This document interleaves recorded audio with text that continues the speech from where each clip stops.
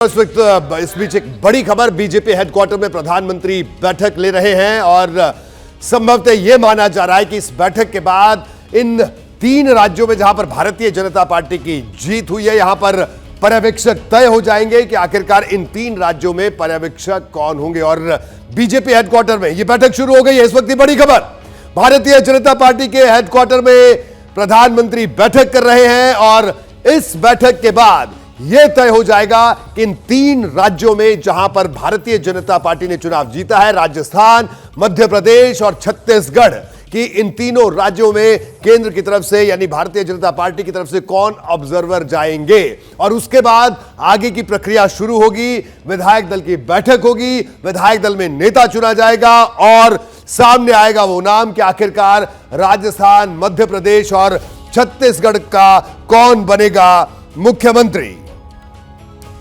फिलहाल आगे बढ़ते हैं तो लगातार चुनाव की खबरें हम आपको दिखा रहे हैं। आज सुबह से हिंदी पट्टी के 3 राज्यों राजस्थान, मध्य प्रदेश और छत्तीसगढ़ में भारतीय जनता पार्टी ने सरकार बना ली है। उसने सबको हैरान कर दिया। बीजेपी इस जीत से उत्साहित है। ग्राउंड लेवल के वर्कर से लेकर टॉप लीडरशिप तक सब खुश है। प्रधानमंत्री नरेंद्र मोदी ने इस जीत के मौके पर आज दिल्ली से पूरे देश के कार्यकर्ताओं को संदेश भी दे दिया। भारत का वोटर ये जानता है कि जब भारत आगे बढ़ता है तो राज्य आगे बढ़ता है, हर परिवार का जीवन बेहतर होता है। इसलिए वो बीजेपी को चुन रहा है, लगातार चुन रहा है। और कुछ लोग तो कह रहे हैं कि आज की इस हैट्रिक ने 24 की हैट्रिक की गारंटी दे दी है। राजस्थान, मध्य प्रदेश और छत्तीसगढ़ बीजेपी को सिर्फ चुनावी सफलता नहीं मिली इन राज्यों में, इसका सियासी प्रयोग भी सफल हुआ। यह प्रयोग है बिना सीएम फेस का ऐलान किए चुनाव लड़ना। यह पारंपरिक राजनीति करने वालों के लिए आग का दरिया पार करने से कम नहीं है, लेकिन बीजेपी ने इसका साहस दिखाया और किसी राज्य में मुख्यमंत्री के चेहरे का ऐलान नहीं किया, सिर्फ कमल को आगे किया और मोदी के चेहरे पर चुनाव लड़ा। बड़े बड़े राजनीतिक पंडित कह रहे थे कि राजस्थान में वसुंधरा को, मध्य प्रदेश में शिवराज को और छत्तीसगढ़ में रमन सिंह को चेहरा नहीं बनाना बड़ी भूल साबित होगी। लेकिन बीजेपी अपने फैसले पर अडिग रही और नतीजा आया तो बीजेपी को एक बार फिर से यह कहने का मौका मिल गया कि मोदी है तो मुमकिन है। अब सवाल देखिए, कई सवाल यहां पर खड़े होते हैं। पहला सवाल, बीजेपी ने 3 राज्यों में प्रचंड जीत वाला यह चमत्कार कैसे किया। दूसरा सवाल, क्या मोदी वाकई आज के दौर के सबसे बड़े विनिंग मशीन है। तीसरा सवाल, क्या मोदी की गारंटी में बीजेपी ने चुनावी चैलेंज की सबसे बड़ी काट खोज ली है। ये 3 अहम सवाल। तो सबसे पहले बात करते हैं पहले सवाल की। इससे कोई इनकार नहीं कर सकता कि मुख्यमंत्री के चेहरे का ऐलान ना करने का फैसला जोखिम भरा था, लेकिन बीजेपी ने इसकी हिम्मत दिखाई, साथ ही ऐसी रणनीति बनाई जिसमें जीत के लगभग सारे एलिमेंट शामिल थे। इसी के दम पर पार्टी ने उस मिथक को भी तोड़ दिया जिसमें कहा जाता था कि विधानसभा चुनाव में पीएम का चेहरा ज्यादा असरदार नहीं रहता है। प्रधानमंत्री ने कहा कि मोदी की गारंटी है, तो ये पूरा चुनाव मोदी के चेहरे पर लड़ा गया। मैजिक की बात नहीं, लेकिन मोदी के चेहरे पर लड़ा गया और उसने इस तिलिस्म को तोड़ा जो हम लोग अक्सर चर्चा करते रहे कि विधानसभा चुनावों में मोदी का चेहरा नहीं चलता है। जो चर्चा कर्नाटक और हिमाचल के चुनाव नतीजों के बाद भी हुई, उस तिलिस्म को गलत साबित किया। देखिए, ये ऐसे नहीं हो गया। बीजेपी ने इसके लिए जबरदस्त तैयारी की थी। इलेक्शन मैनेजमेंट की बात हो या रैलियों की बात हो, बीजेपी ने हर काम बेहद होशियारी से किया। चुनाव से करीब 4 महीने पहले प्रत्याशियों के नाम का ऐलान, शुरुआती बढ़त ले ली। बीजेपी को इसके अलावा भी कई बातों का फायदा मिला है इस पूरी की पूरी मैनेजमेंट के जरिए। जिन सीटों पर बीजेपी कमजोर थी, हारी हुई थी, इस बार वहां सांसदों को प्रत्याशी बनाया। इनमें से ज्यादातर जीत गए। राजस्थान और छत्तीसगढ़ में कांग्रेस की सरकार थी, इसलिए वहां सत्ता परिवर्तन का संदेश देने के लिए परिवर्तन संकल्प यात्रा निकाली। मध्य प्रदेश में बीजेपी की सरकार थी, इसलिए वहां पर जन आशीर्वाद यात्राएं निकालकर लोगों से वोट देने की अपील की। प्रधानमंत्री नरेंद्र मोदी खुद नवंबर के पहले हफ्ते से लगातार रैलियां कर रहे थे। अमित शाह भी हर चुनावी राज्य में रोड शो और रैलियां कर रहे थे। बीजेपी यूं तो अनुशासित पार्टी मानी जाती है, लेकिन नेताओं का असंतोष कभी सामने नहीं आया। ऐसा भी नहीं हुआ। यह खतरा इस बार भी भारतीय जनता पार्टी को सता रहा था, क्योंकि वसुंधरा राजे हो या शिवराज सिंह चौहान हो या रमन सिंह, बीजेपी ने इन्हें मुख्यमंत्री पद के लिए चेहरा नहीं बनाया। ये सब अपने अपने इलाके में काफी ताकतवर माने जाते हैं। इनकी नाराजगी पार्टी को भारी पड़ सकती थी, लेकिन पार्टी ने ऐसा नहीं होने दिया। इन सबको एकजुट रखा। वसुंधरा राजे शुरू में थोड़ी खींची रही, लेकिन बाद में वो भी एक्टिव हो गई। वसुंधरा राजे ने राजस्थान में 100 से ज्यादा रैलियां की। शिवराज सिंह चौहान ने भी मध्य प्रदेश में ताबड़तोड़ रैलियां की। रमन सिंह भी छत्तीसगढ़ में लगातार एक्टिव रहे। बीजेपी के नेताओं ने तो दिवाली के दिन भी रैलियां अपनी नहीं रोकी। तो देखिए, इसके साथ ही इन तीनों नेताओं ने कहीं ऐसी कोई बात नहीं कही जिससे असंतोष का संकेत गया हो। वसुंधरा ने तो उन नेताओं को भी बीजेपी से जोड़े रखने की कोशिश की जो टिकट ना मिलने पर बागी हो गए थे। इनका अनुशासन और सक्रियता अंत तक बनी रही। पार्टी ने जिस तरह दिग्गजों को एक छतरी के नीचे रखा, तो बूथ लेवल के कार्यकर्ताओं के मन में भी भरोसा बनाए रखा। बीजेपी को मिली जीत में इसका बड़ा योगदान दिखा। जीत की गारंटी बनने का कारण ये कि उन्होंने अपने सारे कमांडर मध्य प्रदेश में उतार दिए, राजस्थान में उतार दिए, छत्तीसगढ़ में उतार दिए, और उन लोगों ने स्थानीय जो प्रादेशिक नेतृत्व था, संगठन के जो लोग थे, उन सबको अपने कमांड में ले लिया। तो सबको ये लगा कि अब मोदी नाम का एक ऐसा तिलिस्म हमारे सामने आ गया है जो पार्टी को जीत दिलाएगा। आज तक देखिए, कभी आप मोदी का अगर राजनीतिक इतिहास देखें तो कभी अपोजिशन में रहे ही नहीं। वो एक बार भी प्रतिपक्ष की बेंच पर नहीं बैठे।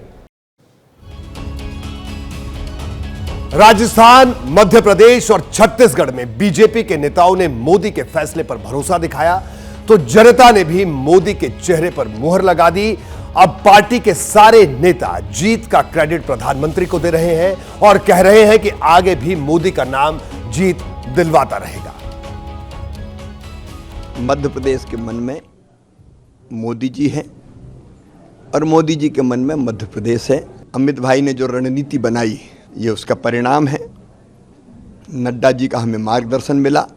हमारे माननीय प्रधानमंत्री जी, उनकी वजह से हम लोग राजस्थान जीते, मध्य प्रदेश जीते हैं और छत्तीसगढ़ जीते हैं। इतनी बड़ी जीत की उम्मीद नहीं थी, उम्मीद से ज्यादा बढ़कर जीत मिली। भारतीय जनता पार्टी के कार्यकर्ताओं की जीत है, नरेंद्र मोदी के गारंटी की योजनाओं की जीत है, अमित शाह और नड्डा जी के मेहनत की जीत है, भारतीय जनता पार्टी के एक एक कार्यकर्ताओं की मेहनत है, जिसकी वजह से आज ये रुझान हम देख रहे हैं।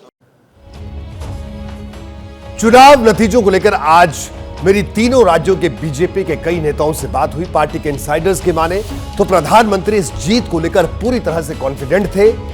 वो हुआ भी। प्रधानमंत्री का यह कॉन्फिडेंस उस तैयारी का परिणाम था जो जनवरी से ही चल रही थी। प्रधानमंत्री 9 जनवरी से ही चुनावी राज्यों का दौरा कर रहे थे और चुनावों से पहले इन राज्यों का वो 27 बार उन्होंने दौरा किया। चुनाव करीब आने पर कैंपेन तेज भी कर दिया। राजस्थान में 8 दिन रहे, 14 रैलियां की और 2 रोड शो भी किए। मध्य प्रदेश में 7 दिन रहे, 14 रैलियां की और 1 रोड शो भी प्रधानमंत्री ने किया। छत्तीसगढ़ में भी मोदी ने 5 दिन प्रचार किया। तो ये सब इस मेहनत का नतीजा है। देखिए, मई में कर्नाटक में विधानसभा चुनाव हुए थे, बीजेपी उसमें हार गई थी। इसके बाद संघ ने बीजेपी को लोकल इश्यूज को लेकर अलर्ट रहने की सलाह दी थी। बीजेपी ने यह सलाह मानी और तब से फूंक फूंक कर कदम रखती रही। विकास कार्यों की रफ्तार भी बढ़ाई। प्रधानमंत्री ने चुनावी राज्यों के लिए करीब 2,500 करोड़ की विकास योजनाओं का ऐलान किया। वो बार बार लोगों के बीच जाते रहे। इस तरह वो विकास को अपनी प्राथमिकता दिखाने की उन्होंने कोशिश भी की और वो कामयाब भी रहे। इसके अलावा भी कांग्रेस के खिलाफ कई मोर्चों पर प्रधानमंत्री भारी पड़े। देखिए, कांग्रेस ने गारंटी वाली योजनाओं के वायदे किए तो प्रधानमंत्री मोदी ने भी अपनी गारंटी दी। कांग्रेस ने जातिगत जनगणना की तो मोदी हर रैली में गरीबों, महिलाओं और युवाओं की बात करते रहे। तो ये तमाम बातें देखने को मिली। अब देखिए, आगे बढ़ते हैं तो दूसरी तरफ कांग्रेस थी जो कर्नाटक की जीत के बाद ओवर कॉन्फिडेंस में गलतियां करती रही, प्रधानमंत्री की को पनौती तक कह दिया। लेकिन जब चुनाव के नतीजे आए तो बात उल्टी पड़ गई। अब कांग्रेस से जवाब देने को नहीं बन रहा है, लेकिन यह तय है कि बीजेपी ये बात उसे समय समय पर याद दिलाती रही। इस वक्त बड़ी खबर आ रही है दिल्ली भारतीय जनता पार्टी के हेडक्वार्टर से। इस वक्त बीजेपी मुख्यालय में बड़ी बैठक चल रही है। बैठक में पर्यवेक्षक तय किए जाएंगे। पर्यवेक्षकों को चुनावी राज्यों में भेजा जाएगा। चुनावी राज्यों में सीएम पर मंथन भी करेंगे पर्यवेक्षक। प्रधानमंत्री मोदी भी की मौजूदगी में यह बैठक चल रही है। नीरज पांडे हमारे साथ मौजूद है इस वक्त। नीरज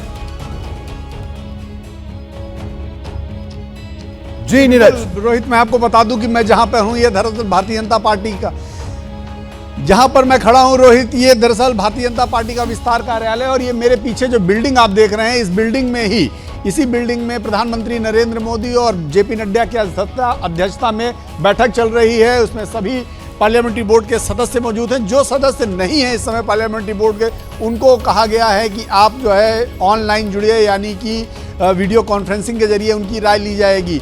और इस बैठक में अभी जो बैठक चल रही है, इसमें चारों राज्यों के लिए, जिन राज्यों में भारतीय जनता पार्टी जीती है और जिन तेलंगाना में जहां उनके 8 विधायक हैं, चूंकि उनका नेता चुनना है सदन का, इसलिए चारों राज्यों के लिए ऑब्जर्वर तय किए जाएंगे। जो ऑब्जर्वर तय करने के बाद उनको रात में ही इन्फॉर्म कर दिया जाएगा और हो सकता है कल सुबह या दोपहर तक वो ऑब्जर्वर उन राज्यों के लिए रवाना हो जाएंगे, जहां पर विधायक दल की बैठक होगी। सारी वो प्रक्रियाएं होगी जिन्हें मुख्यमंत्री तय करने में जो यूज की जाती है, यानी कि विधायकों की बैठक में नाम का प्रस्ताव, सेंटर का निर्देश, सेंटर की तरफ से जो बताया जाएगा वो, और जो विधायकों की राय होगी वो, दोनों चीज़ों को बताया जाएगा। केंद्र के साथ और राज्य के संवाद के रूप में ऑब्जर्वर काम करेंगे और उसके बाद तय हो जाएगा कि उन राज्यों का मुख्यमंत्री कौन होगा। लेकिन अभी की सबसे बड़ी खबर यही है कि पार्लियामेंट्री बोर्ड की बैठक इस समय भारतीय जनता पार्टी के विस्तार कार्यालय में चल रही है। जी रोहित। नीरज, ये तय माना जाए कि इस बैठक के तुरंत बाद जो पर्यवेक्षक हैं उनके नाम सामने आ जाएंगे, और जो अमूमन जो प्रक्रिया रहती है कि पर्यवेक्षक जैसे नियुक्त होते हैं तो वो अगले दिन अपने अपने राज्यों में रवाना हो जाते हैं। विधायक दल की बैठक होती है और विधायक दल का नेता चुना जाता है। जी बिल्कुल रोहित, बिल्कुल मान लीजिए आप कि पर्यवेक्षक तय भी हो जाएंगे। ये ज़रूर है कि हो सकता है नाम सामने ना लाएं, क्योंकि कई बार क्या होता है पर्यवेक्षक तय तो कर दिए जाते हैं लेकिन भारतीय जनता पार्टी उनके नाम घोषित नहीं करती। वो हम अपने बाद में सोर्सेज से आप कह सकते हैं या अपने संपर्कों के माध्यम से वो हम पता कर लेते हैं, या अभी देर रात तक ये प्रक्रिया चलेगी भी। लेकिन ये ज़रूर है कि जो प्रक्रिया है ऑब्जर्वर तय करने की वो अभी कर ली जाएगी, आज रात में ही वो तय हो जाएंगे। बिल्कुल जी। नीरज, आपका बहुत बहुत शुक्रिया इस पूरी जानकारी के लिए। अंग्रेजी में एक पुरानी कहावत है कि every day is not Sunday, मतलब यह कि हर दिन आपका नहीं होता, लेकिन आज का दिन सिर्फ और सिर्फ बीजेपी के नाम रहा।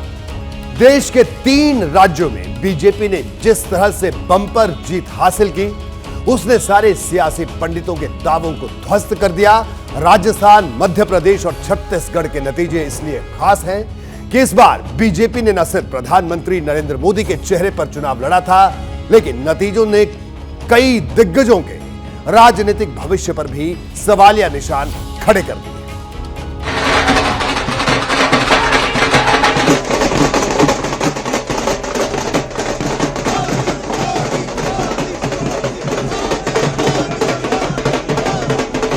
आज की इस हैट्रिक ने 24 की हैट्रिक की गारंटी दे दी है।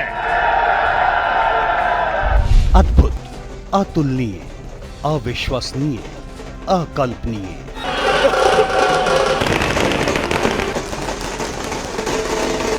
ये जश्न उस जीत का है जिसने एक बार फिर साबित कर दिया है कि मोदी है तो मुमकिन है, हर बार मुमकिन है, बार बार मुमकिन है।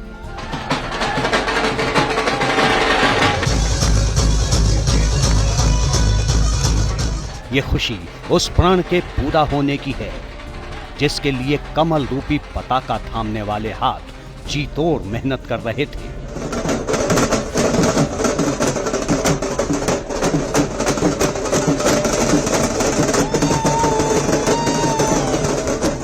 जानते थे जीत होगी, लेकिन ऐसी होगी सोचा ना था। सारे समीकरण ध्वस्त हो गए, सारे अनुमान हवा हो गए, सारे रिकॉर्ड धराशायी हो गए, विरोधियों के दावे हवा हवाई हो गए।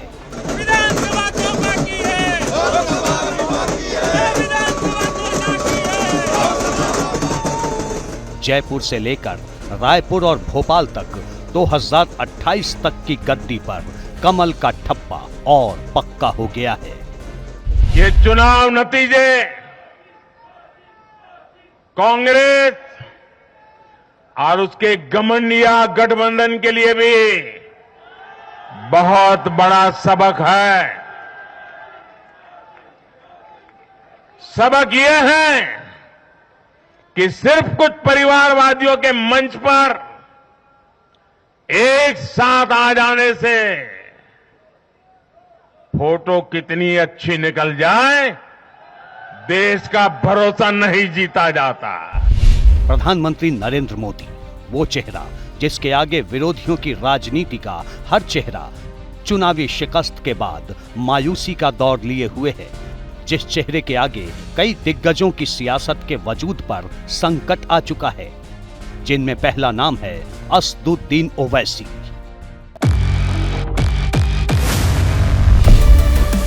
अल्लाह मेरे मुंह में भी जबान दिया है, मेरी जबान जब चलती है तो तुम्हारे खानदान, तुम्हारा खानदान, तुम्हारी पार्टी मेरी जबान के सामने खड़े नहीं हो सकते। तुम 3 लड़ना, 2 लड़ेंगे तो फिर हम पे तकलीफ देंगे। राहुल, मामू और मोदी, ये तीनों लड़ना तो हम बैठ के देखिए। एक दुकान खोल के बैठे नेशनलिस्ट कौन है, एक दुकान खोल के बैठे सेकुलर कौन है। अरे कब तक हम नाइंसाफी की जिंदगी गुजारेंगे? ख्वाब देखना शुरू करो, उन ख्वाबों को आप और हम मिलकर पूरा करेंगे। बड़ी बड़ी बातें की थी, बड़े बड़े दावे किए थे। इन्हीं तकदीरों के सहारे ओवैसी पुराने हैदराबाद की चौहद्दी से निकलकर नेशनल लीडर बनने की ख्वाहिश पाले हुए थे, लेकिन इस दफा अपने ही किले में सेंध लग गई। तेलंगाना में ओवैसी की पार्टी ने 9 सीटों पर चुनाव लड़ा था। इनमें से 7 सीटों पर ही AIMIM को जीत हासिल हो पाई। इससे पहले भी ओवैसी की पार्टी 7 सीटों पर चुनाव जीती थी। तेलंगाना AIMIM का गृह राज्य है। पुराने हैदराबाद में इसका काफी दबदबा है। पुराने हैदराबाद से ही निकलकर ओवैसी खानदान की सियासत परवान चढ़ती रही, लेकिन इस बार मुकाबला बेहद कड़ा रहा। एक दौर में बम्पर वोट से जीतने वाली AIMIM के कैंडिडेट आखिरी वक्त तक फिक्रमंद रहे। नतीजे आने के बाद से ही हैदराबाद की सीटों पर ओवैसी की पार्टी पीछे चलती रही, लेकिन फाइनल रिजल्ट आते आते AIMIM के लिए राहत की खबर आई। ऐसे में सवाल ये है कि क्या असदुद्दीन ओवैसी का सियासी किला ढह रहा है? क्या पुराने हैदराबाद में AIMIM की पॉपुलैरिटी कम हो रही है? क्या हैदराबाद के मुसलमान ओवैसी की पार्टी से अलग विकल्प तलाश रहे हैं? ओवैसी की पार्टी ने जिन सीटों पर जीत हासिल की है, उनमें से 4 पुराने हैदराबाद में ही आती हैं। यानी असदुद्दीन ओवैसी सिर्फ अपने पारंपरिक गढ़ में ही सीटें जीतने में कामयाब रहे, वो भी तब जब ओवैसी ने पूरे प्रचार के दौरान विरोधियों पर हमले करने में कोई कसर नहीं छोड़ी थी। दुश्मनी एक ही है मोदी को और राहुल को कि कभी भी मुस्लिम अक़लियत का लीडर नहीं बनना, सियासी लीडर। इनको लीडर पसंद नहीं, इनको गुलाम चाहिए, इनको जमीर फरोश चाहिए। ये कभी नहीं बर्दाश्त करते, ना मोदी ना राहुल। जब मुस्लिम अक़लियत की सियासी लीडरशिप की बात मजलिस करती है तो दोनों बोलते क्या एक पार्टीशन काफी नहीं था? कांग्रेस गुलाम बनाना चाहती है और मोदी तो खैर भारत की सियासत से मुस्लिम अक़लियत को गायब कर दिए। असदुद्दीन ओवैसी विरोधियों पर तीखे हमले तो करते ही हैं, कौम का एक मुश्त रहनुमाई का दावा भी करते हैं। लेकिन हैदराबाद के मुसलमान खुद ओवैसी से कैसे किनारा करते नजर आए, इसी से समझा जा सकता है कि तेलंगाना में मुसलमानों की बड़ी संस्था ज्वाइंट एक्शन कमेटी ने चुनाव से 8 दिन पहले कांग्रेस को समर्थन देने का फैसला किया। एक और मुस्लिम संगठन जमाते इस्लामी तेलंगाना ने 69 सीटों पर कांग्रेस कैंडिडेट को सपोर्ट दिया। यानी हैदराबाद के जिन मुसलमान वोटरों के सहारे ओवैसी खानदान दिल्ली की सत्ता को चुनौती देने का दम भरता था, उन्हीं वोटर ने असदुद्दीन ओवैसी पर भरोसा नहीं किया। वो भी तब जब पुराने हैदराबाद की राजनीति पर करीब 8 दशकों से ओवैसी खानदान का एक छत्र राज रहा है। 1928 में नवाब महमूद नवाज खान ने मजलिस स्थापना की थी। 1948 तक उनके पास मजलिस की बागडोर रही। पिछले 5 दशक से ज्यादा वक्त से ओवैसी परिवार ही मजलिस को चला रहा है। 1957 में मजलिस को राजनीतिक पार्टी के तौर पर बहाल किया गया। 1984 से लगातार हैदराबाद लोकसभा सीट ओवैसी परिवार के ही सदस्य जीतते आए हैं। पुराने हैदराबाद की चार मीनार विधानसभा सीट पर भी 1989 से AIMIM का कब्जा रहा है। इस बार भी इस सीट पर ओवैसी की पार्टी जीती है। पिछले कुछ सालों के दौरान असदुद्दीन ओवैसी ने राष्ट्रीय राजनीति के फलक पर अपनी सियासत को पंख देने की कोशिश की, लेकिन तेलंगाना के नतीजों से साफ हो गया है कि मौजूदा दौर में वोटर का मिजाज बदल रहा है। ऐसे में कहीं न कहीं ओवैसी खानदान के सियासी वजूद पर सवाल तो उठते ही हैं। असदुद्दीन ओवैसी मंझे हुए सियासतदान है, राजनीति का लंबा तजुर्बा है, उम्र भी ज्यादा नहीं है, लिहाजा पार्टी को फिर से मजबूत करने के लिए और मौके भी मिलेंगे। लेकिन राजस्थान में कांग्रेस के हार ने अशोक गहलोत के सियासी भविष्य पर सवाल खड़े कर दिए हैं। राजस्थान में हुई करारी हार के बाद कांग्रेस को नए विकल्प तलाशने होंगे, तो अशोक गहलोत पर अगली पीढ़ी के लिए रास्ता छोड़ने का दबाव भी बढ़ जाएगा। ये उस वक्त की तस्वीरें हैं जब अशोक गहलोत इस्तीफा देने राजभवन पहुंचे थे। चेहरे पर भले ही मुस्कान थी, लेकिन चुनावी शिकस्त का मलाल भी साफ नजर आ रहा था। राजस्थान के अंदर शानदार माहौल था।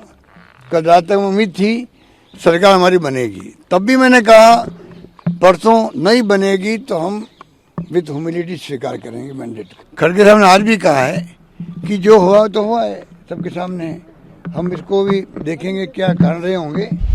और ये यूं ही नहीं था। अशोक गहलोत लगातार राजस्थान की सत्ता का रिवाज बदलने का दावा कर रहे थे। नतीजों से चंद घंटे पहले तक अपनी जीत को लेकर वे कॉन्फिडेंट थे।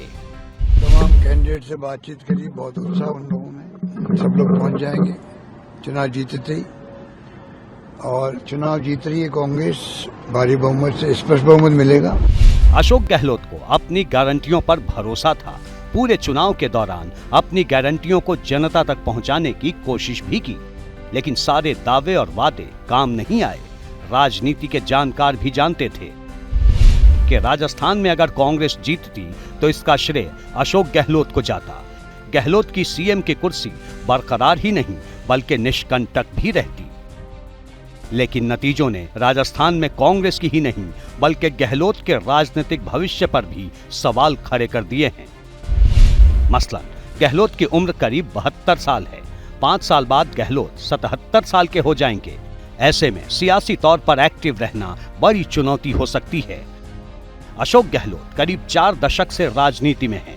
2 दशक से राजस्थान की सत्ता अशोक गहलोत और वसुंधरा राजे के इर्द गिर्द ही घूमती रही। चुनाव से पहले गहलोत ने कई बड़े ऐलान किए थे। कांग्रेस को भी अपने जादूगर पर भरोसा था कि राजस्थान में रिवाज बदलेगा, लेकिन ऐसा हो नहीं पाया।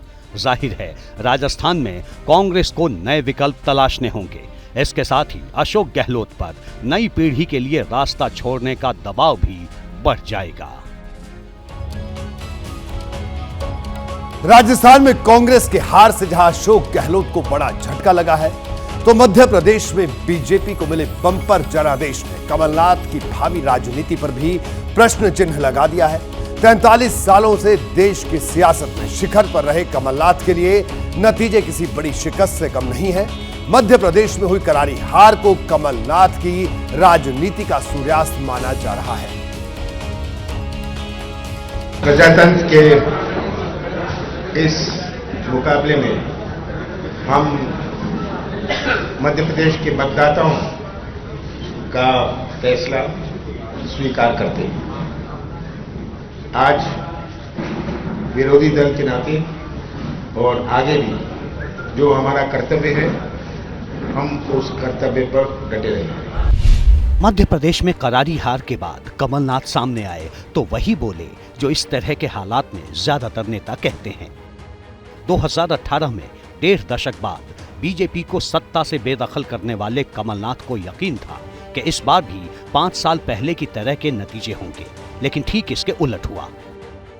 हम इस पर विचार करेंगे कि क्या हमने कमियां थी, क्यों हम मतदाता को अपनी बात नहीं समझा पाए। हर उम्मीदवार से चर्चा करके, वो हारा हुआ हो या जीता हुआ हो, हम उनसे चर्चा करेंगे। कमलनाथ 9 बार सांसद रहे। सांसद रहते हुए केंद्र में कई जिम्मेदारियां निभाई, लेकिन कभी भी राज्यों की राजनीति में कदम नहीं रखा। 2018 में मध्य प्रदेश की जिम्मेदारी मिली तो शिवराज सरकार के अजेय रहने के तिलिस्म को तोड़ा था। इस बार भी लगातार जीत के दावे करते रहे। कमलनाथ को सियासत का लंबा तजुर्बा है, लिहाजा अगर मध्य प्रदेश के नतीजे 2018 की तरह ही होते तो कांग्रेस की सत्ता में वापसी होती और कमलनाथ का सियासी इकबाल और बुलंद होता। कांग्रेस की जीत पर कमलनाथ के लिए दूर दूर तक कोई चुनौती नहीं होती। जीतने पर मुख्यमंत्री की कुर्सी तय होने के साथ हाईकमान पर दबदबा भी कायम रहता।